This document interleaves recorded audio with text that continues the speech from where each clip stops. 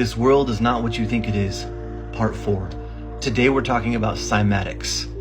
By now everybody's heard about good vibes, bad vibes. They're talking about vibrations. Everything has a vibration.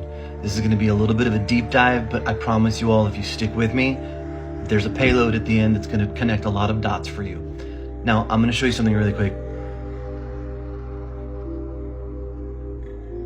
On the left, you see what used to be the standard tuning frequency for all instruments across the world, which got changed in the 1930s to the one that you saw on the right.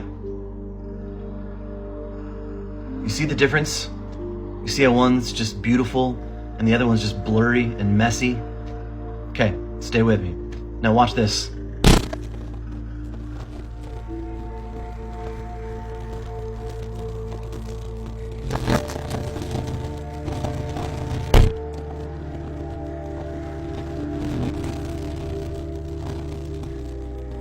That's literally the vibration from a car stereo, who knows what frequency it is, actually changing the physical form of that car because it's going so hard.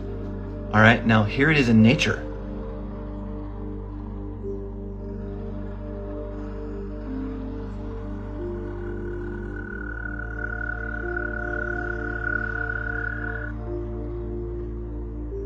You find these patterns absolutely everywhere.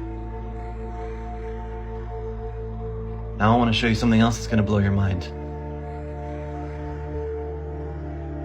You may not know what those were, but on the left, those were the shapes of glass windows that were installed in churches and cathedrals all across the world. Some refer to them as Tartarian architecture. Now, we're all familiar with going to churches to get spiritual healing, but did you ever think that maybe people went to churches to get physical, actual, practical healing? Now, keep following me. Check out these organs.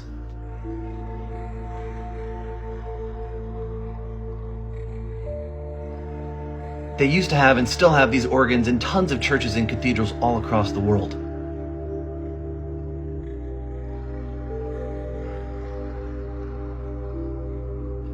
Now, it's said, and I believe this, that those symbols on the outside of the window that actually represent a frequency was the frequency in which that church resonated. So people would go in there and get healed, a whole body healing. You already saw what it can do to vehicles. How much more so can it do that to our body? How much of our body is made up of water? Okay, now that you know this, how important is it to be careful of what you listen to and what you put into your ears? The final question. Do you think maybe all of those artists and all of those performers that are performing rituals and ceremonies at their concerts right now and that have been for decades, do you think that maybe they know how this works?